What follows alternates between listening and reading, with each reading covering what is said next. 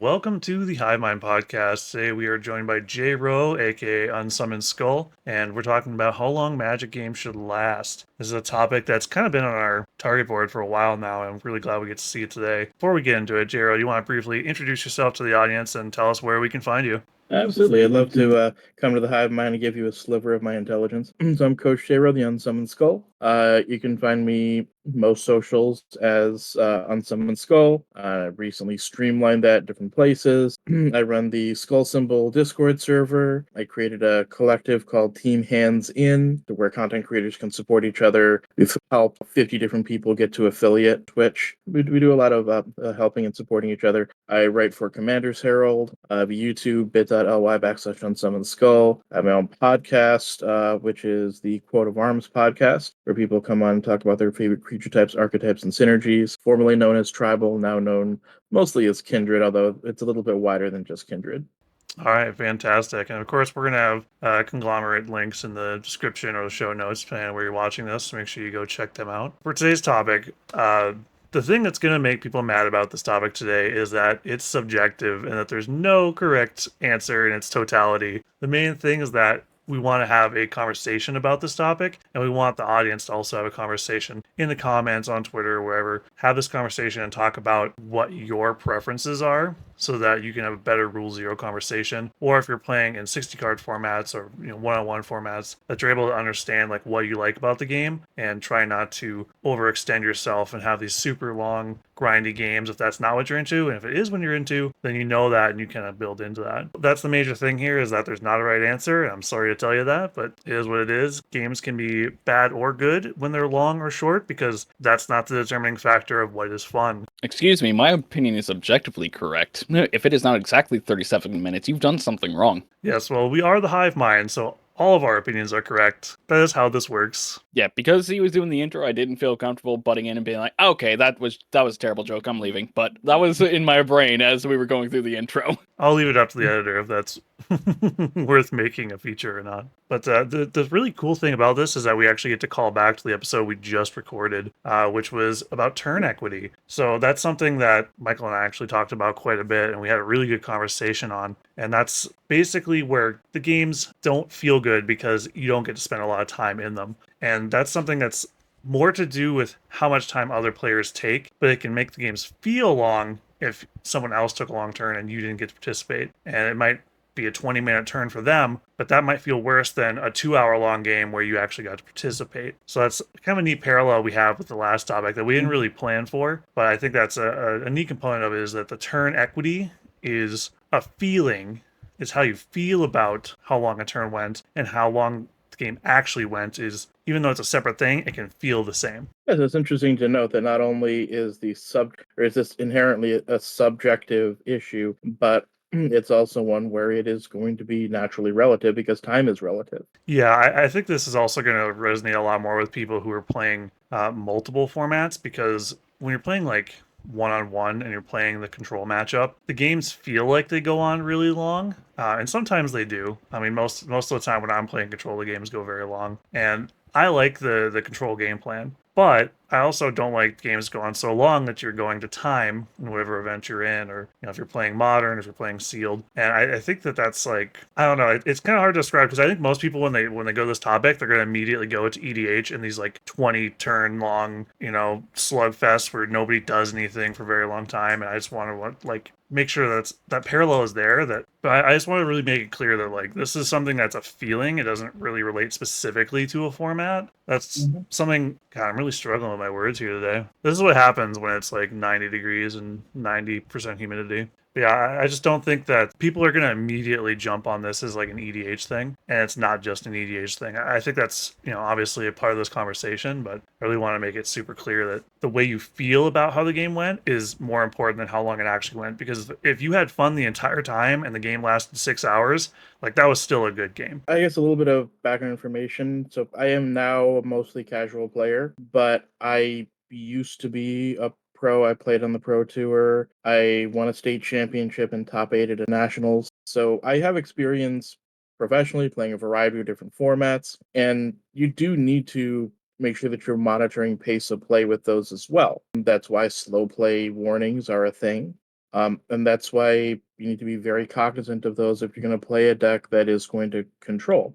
For those who have seen the video on the origins of Lantern control, it's very important for them to monitor how long their turns are taking, make sure that they could actually get in a match, because drawing is terrible if you are trying to win a tournament. Yeah, this also kind of ties into some of the big bannings that happened for legacy decks some 5-6 years ago with Sensei's Divining Top. It was just being banned out of formats because of the fact that it causes people to time out and consider their options too much rather than anything to do with its inherent power level. It's not a card that's bannable on the actual thing that it does.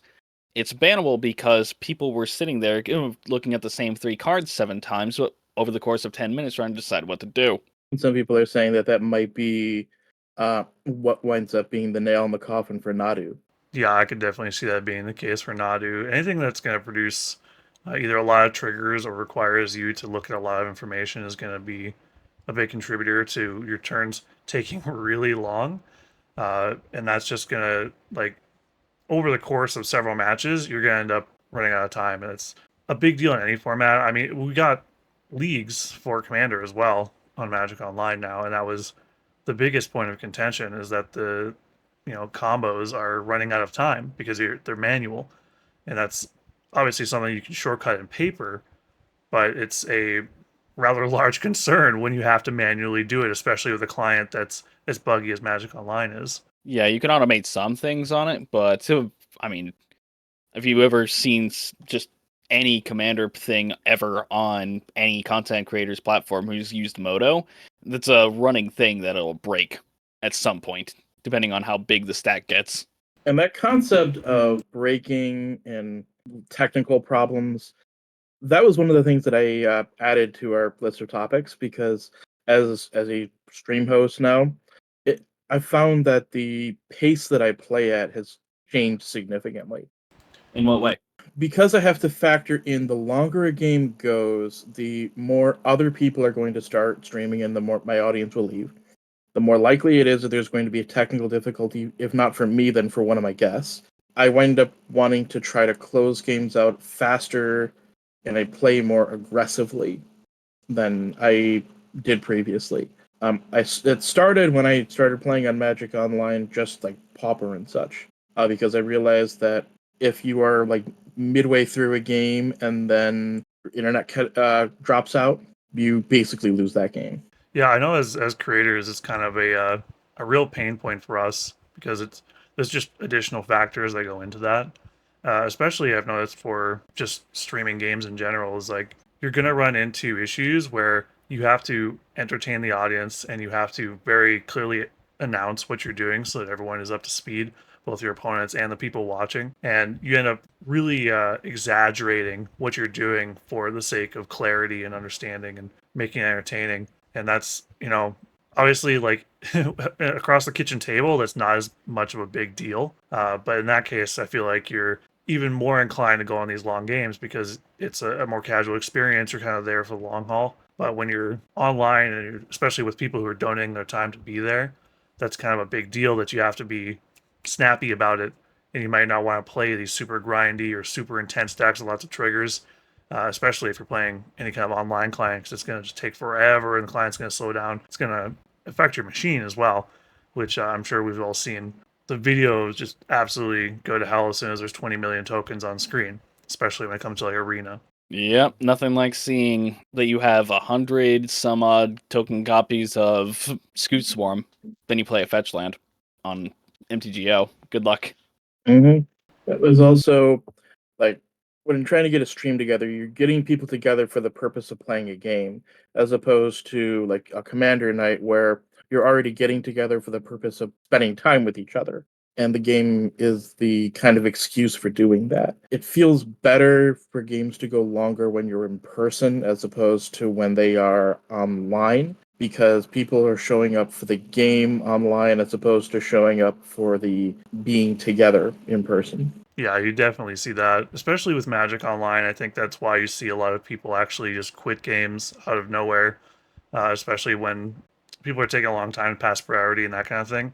You see it all the time. You probably don't see it as much in content because we just cut those games, but people will just quit out of nowhere because the games are not going as fast as they would like. Big part of that is obviously knowing how to use the client, but you're going to see that. You're going to see people get frustrated with how long the game's going to go. And obviously, it's going to go a little bit longer for 4 player versus like 1-on-1. But you're going to see that a lot where people are just not willing to hang around if they're not friends with you already. So it's a real feeling situation where the way you're perceiving the game because the people around you are friends and not just people who share in the hobby with you. It's going to be a totally different situation. One thing to note on that, though, when you're talking about something like Magic Online Commander games, especially relative to being in person, even if it's not with a dedicated Commander night, if you're going to an LGS, for example, people who are willing to go onto the spreadsheet that is Magic Online for them to try to get in games that way, they are going to be the most hyper enfranchised dedicated players for the most part. There's going to be very little, if any, traffic of people who are coming into the game to learn it or to experience it that way unless they literally have no other option. Whereas you can run into people of all different levels of power level, intrigue, committed to the game. Like, there are people that are going to be just as interested in playing on Moto as there are in person that'll show up to the LGS, but there are also people who will be like, got a couple of the things from the new Assassin's Creed set because I like that game and I want to try it out. You'll have every spectrum in between there. So, especially when it comes to meeting new people at an environment, or even if you have only seen them like a couple times before, but you know if they play somewhere near-ish to you, it is important that you establish what it is that you're trying to get out of the game. Because if you don't, there's going to be some fundamental mismatch because not everyone's going to be at that level. On Moto, I feel like most people are going to be close to the same page. I think that's pretty fair. I think like when you think about it as like a new player experience, the games are probably going to go along from inexperience being in that environment. But I also think that it's a lot more exciting to be a new player playing Commander um, in paper. Obviously, is what we're kind of thinking here because it's just not going to be realistic to expect someone to be on MTGO and getting into these games. But when they're doing it in paper, like they're experiencing a lot of new cards, a lot of new effects, they're experiencing IPs potentially that they're familiar with, and they're going to be like engaged with it just because it's new information and new cards. So I think that like that makes it a lot more exciting and makes the game fun, even though it's going to go a little bit longer. Even if you don't necessarily know those people, if I'm in a pod with a couple new players, it's going to be fun just watching them figure out their deck and how they're going to interact with the board and giving them advice and that kind of thing. There are some things I do a little differently when I'm playing with a new player. I try to reduce some of the decisions that they have. So if I'm playing with a newer player, I'm a little bit more likely to, say, tap out on my turn, to use instants at sorcery speed, just because it gives them fewer things to think about during their turn. And that, not the least of that, is because I'm a person who plays blue but doesn't run a lot of counter spells. I know there's some, especially newer players, who will see double blue and they'll say, "Oh, is it a counter spell? I don't know. I don't know. Should I cast something? I don't know." Right. Definitely have had that experience before. Being that person, if nothing else, too. I'm Unsummoned Skull, not Counterspell Skull.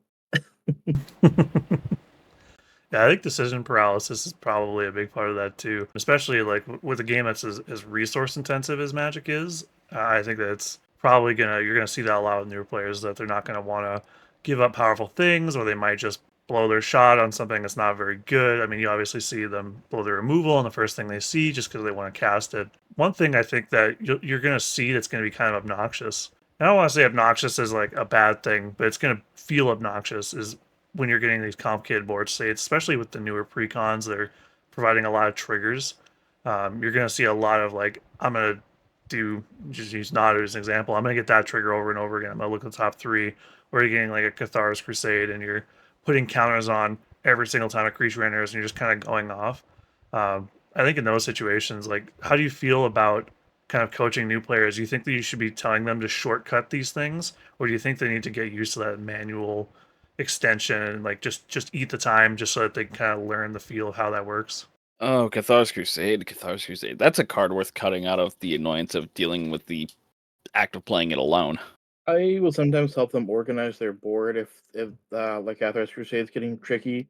Like, okay, just put it in like a few different piles based on the turn the thing came out, and put the dice over the top, so you know that everything in that column has that many counters. So we lost Michael briefly. Yeah, no, he was just getting into something he wasn't supposed to. That bastard. Yeah, we see him. Oh yes, cat things. Eating plastic. What a jerk. Yeah, I have to feed my cat early every time I do this so that he doesn't come in here and yell at me during the podcast. He has food. He has food that dispenses from his own dispenser that he doesn't have to worry about. Like he has food. Yeah, no, they don't care. They don't care. This is kind of off topic, but cats have this thing where they want a trusted ally to watch them eat. They want someone to watch their back, so it's a very funny thing that cats do. It's the same reason they follow you into the bathroom, because they are watching your back. That's good, I suppose. I've never had a pet, so I don't know. One of these days, but I have to move in order to be able to do that. Perks of an emotional support animal. Nice. So one thing I wanted to touch on, actually, since we're talking a little bit about like pre-cons and how new players are kind of interacting with the game, is how we've kind of power creeped a lot the pre-cons. Like they're getting to the point where they're putting pretty much 2-card combos in them, and they're just getting higher and higher power level, especially with these face commanders that do really powerful things.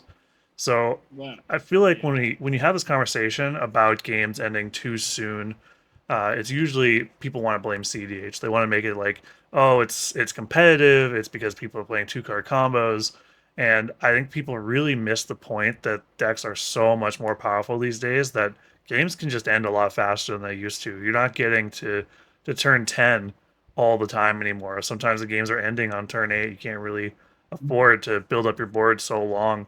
And it's just because these are the cards people have from the get-go. It's not even just the super strong decks. It's the ones that people are buying as precons and buying 1 or 2 cards to upgrade them. Do we think that, I don't know, am I crazy, or is the power creep like really omnipresent here, and that the games are just ending faster, and that's just how it is? That's just the power level of the game. It's not necessarily a format specific issue. What I've noticed is that it's less power creep in and of itself, and more the amount of cards that exist in the format. So what I mean by that is, Sign and Blood used to be almost a singular effect. Now there are enough Sign and Bloods where you can build a deck where that is your main source of card draw. In fact, I built a deck that was my Sig River Cutthroat deck that used Sign and Bloods politically, but also kind of as incidental burn. Because there were, I think it was Blood Pact that put it over the edge, which is 2 generic black instant speed Sign and Blood, and it targets. So that was what gave me the critical mass in order to build that deck. There's enough looting type effects. There's a critical mass of similar effects, lots of Blood Artist effects. Whereas if that was like 1 or 2 copies in your deck, then there would be like your deck would be a little bit more watered down. It'd be less, so it wouldn't be as focused as the decks are now. So I don't think it's necessarily power creep. I think it's an increase in the amount of focus the decks have. You think it's a density of card effects so that can do something that we only had limited access to before. Yes, Relatively and speaking. that winds up making the deck sleeker, more refined, and makes the games wind up going a bit faster. Do you think The that's amount like is more refined. the card selection, or is it more so the card quality that's causing that? Because you mentioned a lot of like card drawing, like getting deeper into your deck, but I think that there's a lot more redundancy in effects now. So you're really getting to your game plan consistently. It's like not enough to have removal for just the Blood Artist. I mean, if we're going that direction, I'm pointing towards that. I mean, we've had Zulaport Cutthroat for closing in on a decade now, and then if you're going deep in vampires, there's the Falconwrath Aristocrat, which I believe is the name of it, the 4-mana 2/2 Blood Artist. There's another 4-mana 2/2 that deals damage to each opponent from one of the Ravnica sets. You go into green, you have access to Poison Tip Archer. There's so many of them, you can get to a point where you need to cut them, especially if you're running some of the most powerful ones, like Meat Hook Massacre. You can just get to a point where if 6-7 years ago, you desperately wanted each and every one of them. Now you have to weigh the options of which one of these do I even take. I think that seems fair. Do you think that like the increase in good options for decks is actually making deck building harder, and that people are making harder decisions, and that's also contributing to the games like going longer because you have to make harder decisions about the quality of your cards? I wouldn't say that. I think games in general are going faster because decks are sleeker and more efficient. There have been people talking about how 3 mana rocks just aren't good enough anymore. It needs to go down to 2 mana rocks. The critical turn changes, and that's something. So critical turn is something from when I was playing more professionally, where they would say like standard is a turn 5 or 6 format.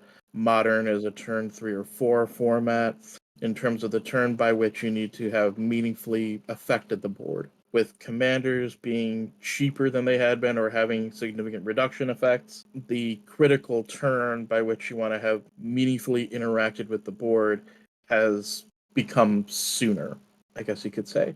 My baseline for this actually used to be turn 8, as far as like major impact on the board. Like you've taken over the game in some way, or you've amassed a huge amount of resources, or you've wiped the board, and you still have something to do.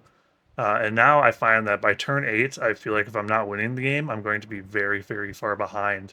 Obviously, for something like CDH, that's still turn 4 because those are so consolidated. But I have found that when I'm building decks, if I feel like I can't contribute or take over the game by turn 8, I feel like I need to put in more powerful cards. Do you think that's like do you feel forced like that? Do you feel like if I'm not doing something important by turn 8, I need to start putting in more rocks, or I need to start putting in more card draw so I can get to the action sooner? Not in the slightest. Not in the absolute slightest. You wouldn't. You casual. As if that's supposed to be a slight against me. So, for me, when I think about the play experiences that my local meta is, there are a few people that are in either the dedicated CDH or they're playing cards you would expect to see there. They're running maybe not a meta deck per se, like nothing that'll truly compete in CDH, like the Frodo that will one-shot you if you level him up enough, but they'll be running the Mana Crypts, the Mana Vaults, the free interaction, the extremely powerful things, and they're more or less sequestered off to their own thing, and they do their own stuff locally, and literally everything else, I kind of find myself in that latter group. I have some stuff that could maybe compete in that higher end of things, but I'm playing against people who want to play Ren and Siri.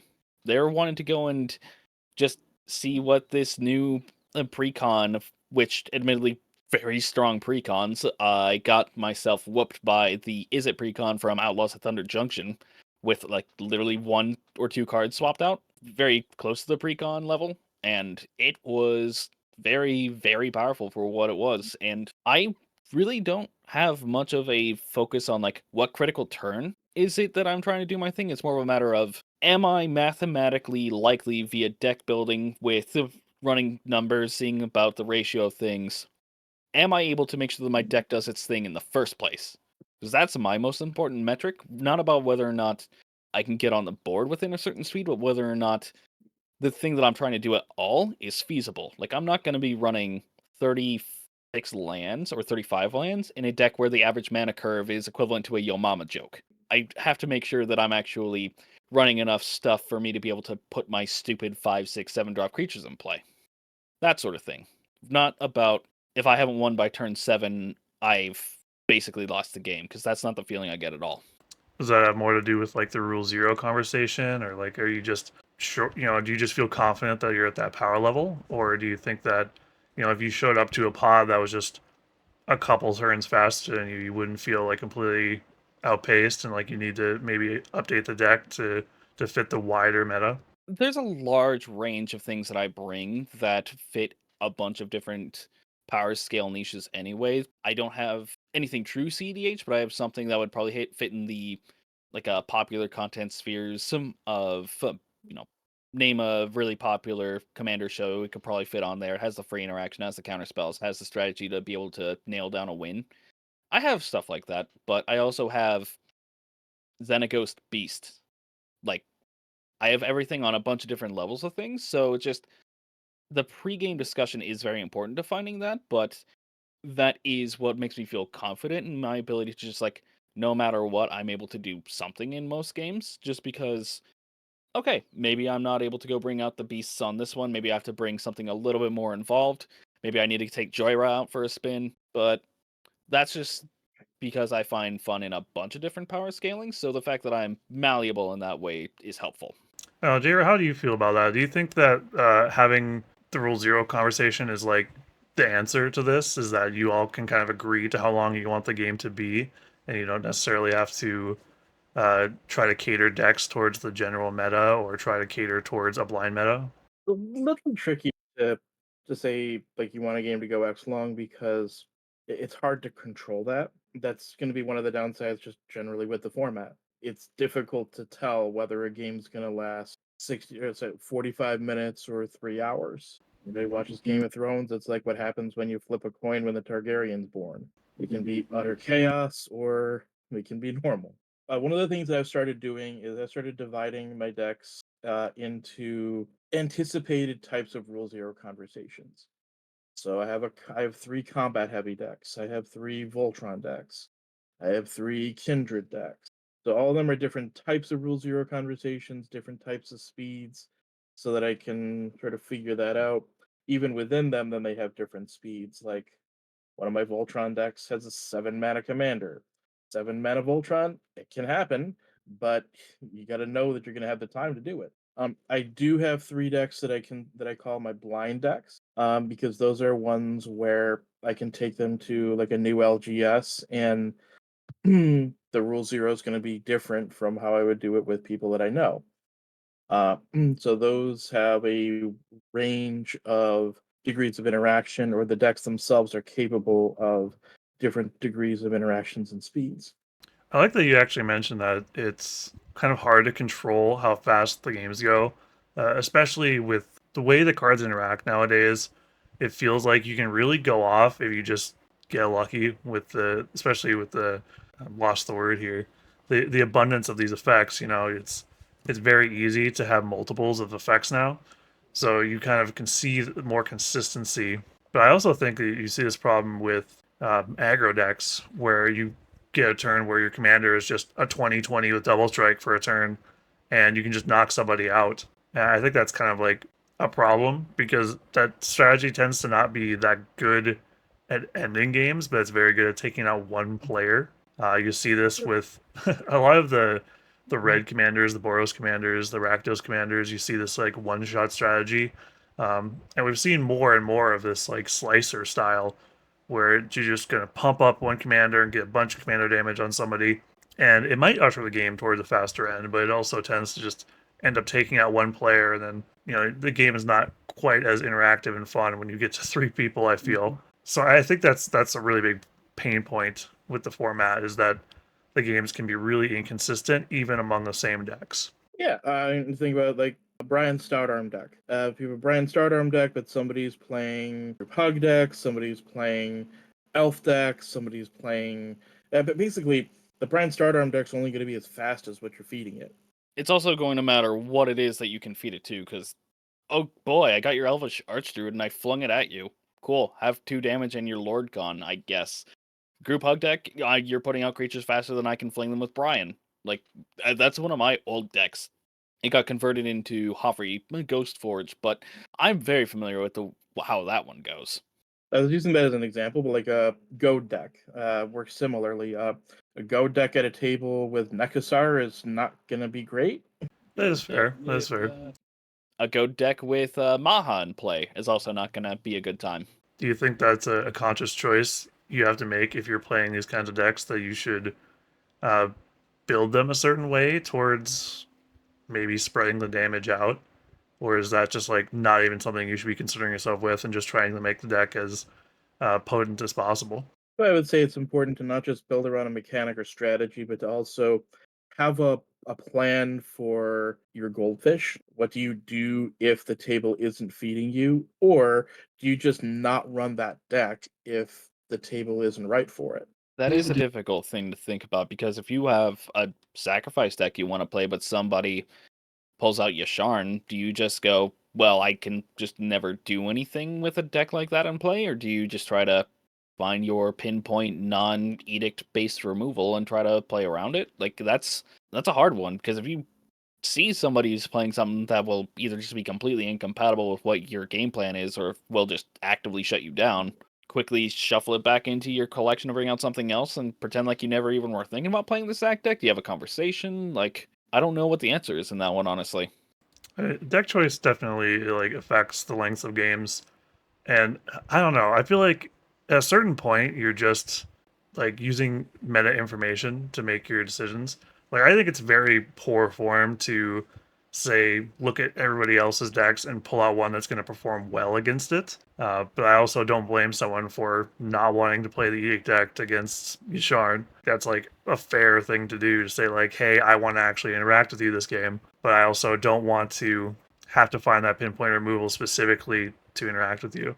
But I also don't want that person to, pick a deck that's going to completely bollywop the rest of the table and make it a miserable experience, even if the game would be a little bit faster or a little bit, maybe even more interesting necessarily. I think that's like the whole table kind of has to come to a consensus of I want to be in this game. I'm okay with playing against these commanders, which is obviously a lot easier to do in paper than it is online. But you don't really get to have that pre-game conversation when you're playing an online client. I think there's also a level to it where there's some unpredictability with just what cards you draw. You're playing a singleton 100 card deck. There's some games where you're going to find your 8 mana Ugins, you're going to find your Annihilating Eldrazi, you're going to find your Cyberdrive Awakener to go turn all of your dinky artifacts into 4/4s, and you're going to bash everybody to death. And sometimes you're going to find your Oblivion Stone and your Academy Ruins, and those are going to be wildly different game times, depending on which half of the deck you draw. I think that's a fair assumption. I think that's also like board wipes are going to completely change the landscape of a game. So you're not going to see, one game you're going to be completely uncontested and you're going to just destroy the table and the game's going to be over and you'll shuffle up and play another one. And other times, everybody at the table is going to draw their board wipes and you're going to go on for 4 hours and you're just going to keep repeating that process of just every threat gets removed because if one person's allowed to build up, then they're just going to win the game. And I don't know how I feel about that, to be honest, because I tend to avoid playing board wipes if I can't follow them up. But I know a lot of people will just immediately pull that trigger. And I can't really blame them for not wanting to let anybody else establish a board until they can. But I also don't want the games to go on that long. I'm much happier having the game end and have a much more interesting start. So that's where I try to make sure that my removal is in some way tied to how I win the game. If I'm going to play Wrath of God, then I would have something that can capitalize off of death triggers. If I'm going to play Evacuation, which I use a lot, I would usually follow that up with either with like a Storm Seeker. Evacuation into Storm Seeker is one of my favorite ways to win games. That's very funny. I love that. Evacuation is 5 mana instant, bounce all creatures, right? Yep. And then Storm Seeker is 4 mana instant, deal damage equal to the number of cards in hand. That's my Simic Burn strategy. Oh, okay. I was sitting there thinking, like, what was that? The 3 mana 2/2 tutor thing? Like, what are we talking about here? No, I'm thinking that's not spell. Is that Spellseeker? I'm thinking of. That is Spellseeker you're thinking of. Got it. Okay, yeah. Storm Seekers love that art too. Just a sword in a field. Yeah, that is actually pretty sick combination. Yeah. However, I am going to try to if I'm going to try to slow the board down, I'm going to try to speed myself up so that I can capitalize and finish the game within that window. I think that's the best compromise you can possibly make. I think that it's kind of hard to do. I think that there's a skill gap there for a lot of players, especially because there's a lot of trap cards out there that seem like they do this, but are just not very good. Mainly thinking of like the 5 mana counter spells that have some like huge payoff. Like you might play one of those, but I think that's like Mana Drain is an example of a card that's like very good at this, where it's putting you ahead but also slowing down your opponents. I also really like one-sided stacks effects, but that's kind of its own category. I am a stacks player. I love stacks, but I don't play it very often. I pretty much only play it in games that are like very high power, where people are going to be doing degenerate things that you want to stop. And even stacks has been said, in the higher up games, to not be a very good strategy anymore because the games just go so fast and there's so much easy access to removal, especially with things like Boseiju being in the game that's very hard to interact with. But I do think that stacks is like a way to purposely slow down the game, but if you can find a way to do it one-sidedly, then you're going to come out ahead a lot of times. Yeah, at the cost of people keying your car and not inviting you back for game night. To be honest, I prefer stacks to hate bears. As strange as that'll sound, because hate bears have the potential to advance the game, but Mhm. I've found that hate bears players typically will not attack with those creatures Even on an empty because, board. yeah, because they're like, I don't want to leave it open to removal. I don't want to lose my stacks piece. Well, then either don't attach it to a creature, or do something to advance the game, because then it just gets frustrating. Yeah, we talked about a hate bear earlier in Yasharn. That's a 4/4. If it's your commander and you're built around using that thing for value, and you're also just lightly even stacking, just turning off people's original fetch lands and treasures, you better be throwing that 4/4 at people's faces. I don't want to leave myself open to an Aetherize or something. Yeah, I think like a much more relevant idea here is like Drannith Magistrate, because even though I don't think a lot of people are playing the white channel land, I do like think that that could get you got. I don't want to attack with my with my guy, my little like, what is he, like a 1/3 or something like that? But you still can get killed doing that, and it's just not worth it for chip damage a lot of the time. But I do like hate bears. I like actually having them on creatures, so you do have the potential to attack at least. But if you're playing stacks, I think you really need to have a game plan in general to go towards. It's not enough to just slow down the game. But I would rather play against stacks than play against like Grave Pact Lock.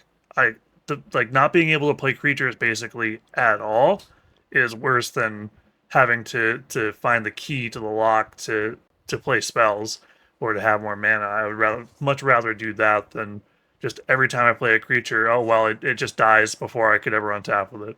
As your resident graveyard enjoyer, if you're playing a Grave Pact, typically you should be running something alongside it that will actually win games. Ayara is my more recent mono black header. It used to be Yahenni.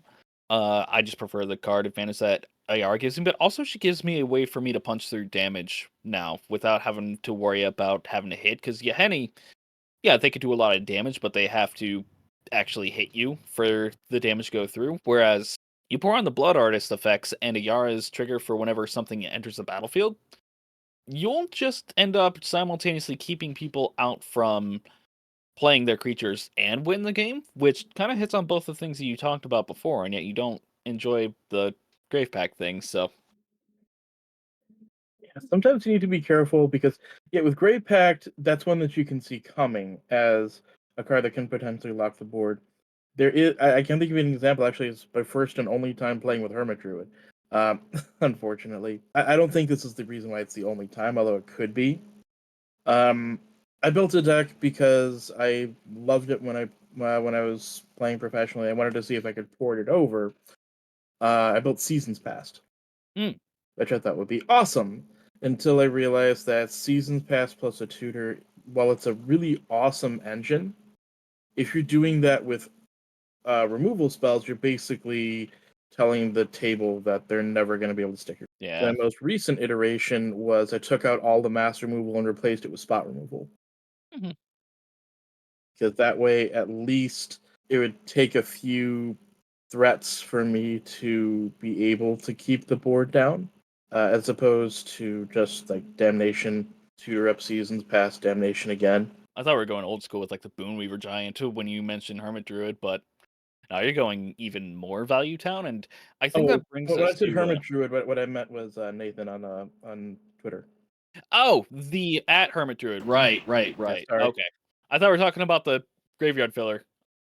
My first and only time playing with the player known as Hermit Druid. Got it. My misunderstanding. Okay. That's okay.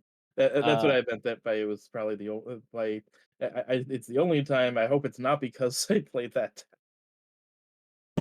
got it. Okay. That's very funny. Yeah, that does actually bring me to, on the one hand, I did say that I enjoyed Ayara because she actually has win conditions in there, but that's the other thing with games, and I am absolutely guilty of this. I'm 1,000,000% guilty of this. If you only have like 2 or 3 win conditions and your entire game plan is just acting like you're a antagonist in Yu-Gi-Oh! And saying you've activated my trap card and just keeping the game going over and over again, yeah, that'll also make the games last longer, and people also not want to invite you back over to game nights for that. That's that is a deck building problem that I think that a lot of people suffer from. And just like, I want to keep blinking my Thragtusk, and I want to keep blinking my Thragtusk, and I want to keep blinking my Thragtusk. But there's only so many 3/3s you can get before you actually try to win. Come on, get it going, me. Yeah, I don't think there's anything like inherently wrong with wanting to grind value. I think mid-range decks in general are pretty underrated in that respect. Value But is not winning. Like grinding value is not a win condition in and of itself. This is a bit of a throwback again to our turn equity game discussion we had a bit ago. But to shorten it, if you're playing Brago and you're just trying to use the aura that makes you sacrifice the permanent each time it comes into play, or leaves play rather, and you're trying to go commander damage people out with Brago each and every turn, like, that's not exactly what you should probably be doing nowadays, because game like removal, as was mentioned, is a lot faster. Game plans can be a lot more streamlined. There's a density of effects that you can run to where you can actually try to close out games. As much as I hate to admit it, I don't need 20 different versions of Spirited Companion in my Bant deck anymore. I should probably be focusing on something that actually actively kills people. And that's one of the ways that games can go long that I think that people can actually rein in a little bit. And by people, I mean me. This is a very strong self-help talk that I'm trying to give myself here. I think there's a dichotomy here because I think a lot of people would agree with you that you should just be playing better cards because they exist. But I also think that doing the thing is a big part of the casual Magic experience. And obviously, like, sometimes doing the thing does mean winning the game, and you're actually like, if you're playing a burn deck, then doing the thing means burning out your opponents. But I think that if you're doing the thing is making Thragtusks, even like as long as everybody had fun, that's the important thing, right? So if the game goes 3 hours and everybody said, I had so much fun, I got to do the thing, I made 30,000 Thragtusks and I gained all the life, and the other person says, and I stormed off, and the other person says, and I did all the landfall triggers, and everybody was happy, then like it doesn't really matter how long the game went because everybody came out of that happy. And the group hug player goes, and I helped. Yeah, exactly. Exactly. The group hug player, the best. I'm like 95% sure I won this game because of the end result, but my favorite memory of recent of playing Magic involved me tapping a flipped Lamok for 4.6 quadrillion mana. So I would be surprised if I didn't win that one. I could have lost, but yeah, I don't remember all the circumstances that lead up to it, and I was definitely a long game. It was like an hour and a half, 2 hours, but man, being able to go and say that set of words together, like, you can't top that. Like, I love that deck so much, and it's a good time, at least for me. Yeah, I mean that's what it's all about. And I think that wraps around to like what we said at the beginning is like there's no right or wrong amount of time. For me the sweet spot's probably like an hour.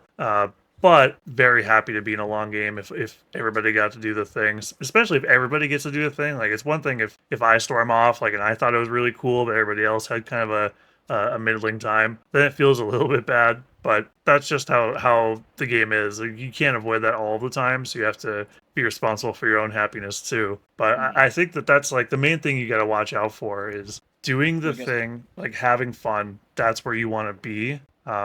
So like the length isn't what matters so much as people got to interact, people got to be part of the game, people got to play their cards and see their cards, and that's where you kind of have to think about it when you're considering, is this game going too long, or is it just that nobody got to, or somebody didn't get to see their cards and play their cards and experience what they built their deck to do. I guess that brings me to the next question I had, which I'm just gonna put it as 2 words: discard decks ? Hate them, don't play them. One of the first decks they played against in Commander was a discard deck. Although I will have to preface by saying I've been playing Commander since before it was a supportive. I've been playing it since Worldway. Basically, when Jace the Mind Sculptor was printed, it almost took me out of Magic altogether, and Commander was what kept me in Magic until Constructed basically got fixed. Oh, God. So one of the first decks I faced was Nath of the Guild League, and at the time, green and black didn't really have a lot of draw support. What the deck did was it used Howling Minds to make sure that everybody had cards to discard, and then used discard effects, Megrim and such, to win the game, but also whatever the artifact is to draw cards when people discard. You are referring to a 4-mana artifact. I will pull up the name of it because we'll get to that. That was how the Golgari deck drew cards, because there wasn't really a lot of card draw then. I'm not even sure if Harmonize existed. Yes, it would have, because that was in Future Sight, which was about 2005, 2006. Okay. Yeah, Harmonize existed. I'm not sure how popular it was at the time, but yeah, so there wasn't a lot of card draw in green or really black at that time. So what they did was they used Group Hug Draw to enable the discard. Yeah, Squirmore, that kind of thing. There we go. That's the artifact. Yep. So we'll share the draw from Howling Mine, but I'll make sure I get more because you're going to have to discard some, and I'll draw when you do. So that kind of a discard deck. Do you share that opinion on like wheel decks? Like if I'm drawing you cards, does it matter if you're discarding cards? Like does that apply the same? Here's the thing, and I am certainly guilty of this. I mentioned I love Evacuate because it's Unsummoned on steroids.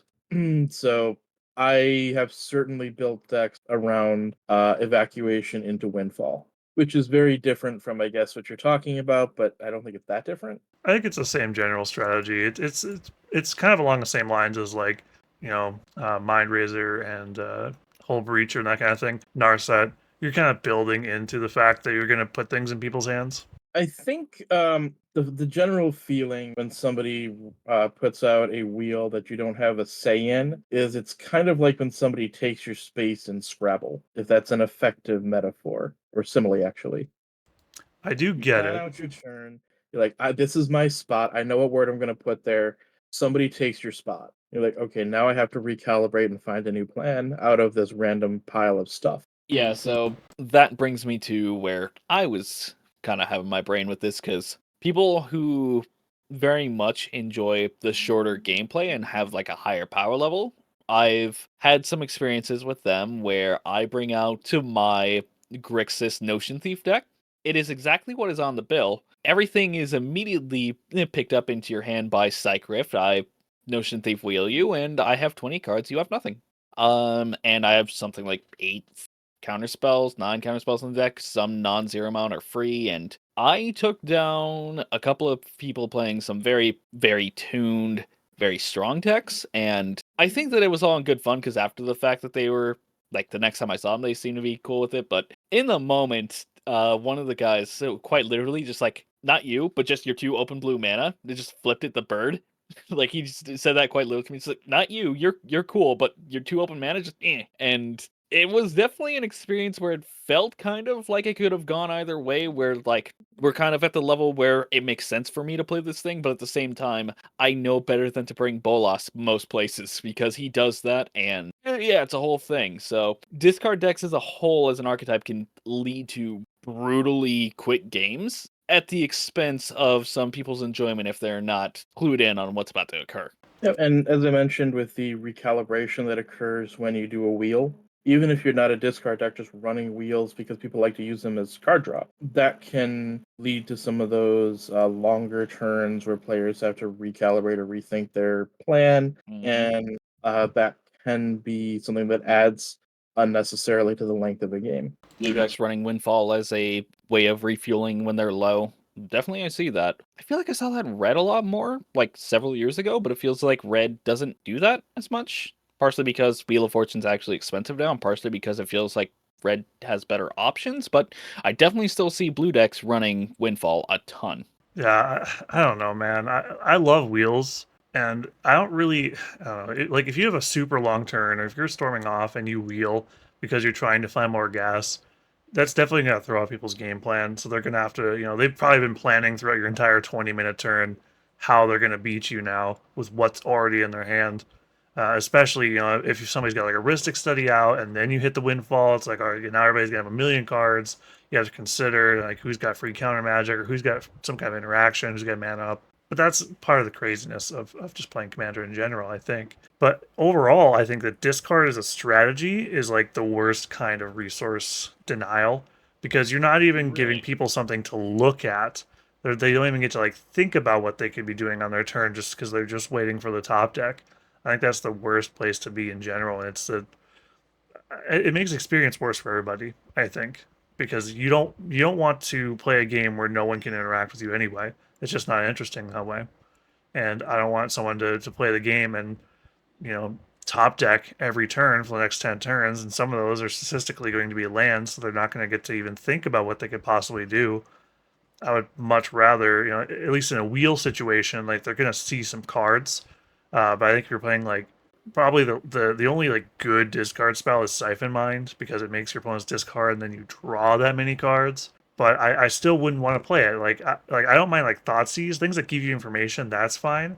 But just playing Mind Twist is just like making the game worse, and it's making the game take longer to no one's net happiness, which is a big deal, I think, for everybody, but especially for me. It's like I don't want my opponents to have a bad time and also make my game less interesting because there's less cards in play. It's also, to me, similar to when you're playing removal and not playing threats yourself. That sort of frustration that comes, like, okay, great, you Doombladed my big guy. Are you doing anything to advance the game, or were you just doing that because you had needed something to do? Yeah, you see that in Control all the time, where it's just removal, counterspell, and subtlety. Specifically, kind of fixes this a little bit because it's a creature that eventually can attack in. But you would see this all the time. It's just like, oh, I'm going to take just the longest Control matchup where they're not actually lowering my life total; they're just countering my threats. And you see this a lot more in like the Azorius or the mono blue decks, but I'm actually quite happy that we get a lot more creatures that do this now because it actually makes the Control matchup less miserable. The running joke I always have is that Grixis players hate everybody else and Azorius players hate themselves, and that's why Grixis Control goes so much faster to actually kill people than Azorius Control. Azorius wants everybody else to suffer. One of my favorite matches from my grinder days was when I was challenged by a friend to make a non-blue control deck. So I made a Mardu control deck that had, I think it was 8 main deck discard spells. One of them was Despise. Despise, for a black target player discards a creature or planeswalker. So I played against a blue-black control deck in, I think it was the top 4. This is Tarkir Standard? This was Tarkir Standard. I love Tarkir Standard. There's so many cool decks. That was Pearl Lake Ancient. It was a blue-black Pearl Lake Ancient. Pearl Lake Ancient was their only win con. Used a removal spell to make them bounce the Pearl Lake Ancient back to their hand. They didn't have enough mana to recast it, and then made him discard it with Despise. That's justice as far as I'm concerned. Yep. Yeah. Tarkir is literally just, I want to say 2 years before my time, because I came in right around Aether Revolt.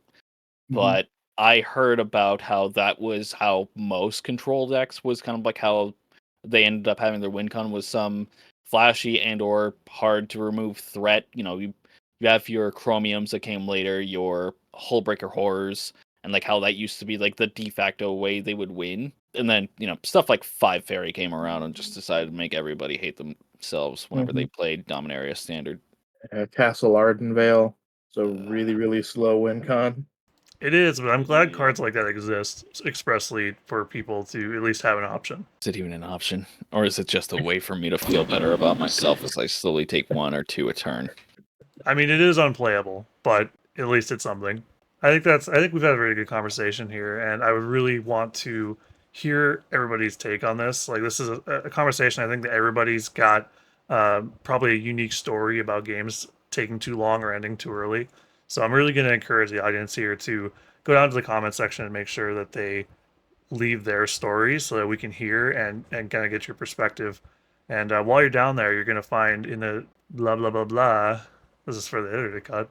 When you're down there, you're going to check out the description and you'll find links to all of Jro's socials and probably a conglomerate link, a link tree or whatever we can find. If nothing else, we'll have a link to all the things that he's worked on. And also, while you're down there, you'll see a red subscribe button. Please subscribe to the channel. We are trying to hit 1 subscriber on YouTube.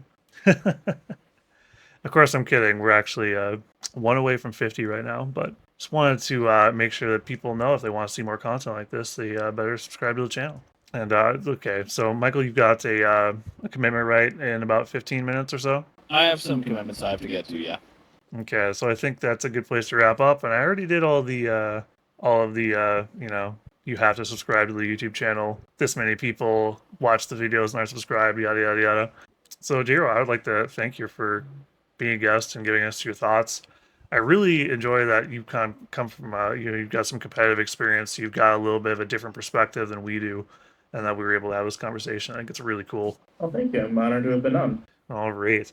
I've got a few more things for you to do. Post, Michael, you're free to go if you want to get started on your stuff. Otherwise, you're free to stay if you'd like to hang out and talk to Jro for a little bit. I have not eaten since like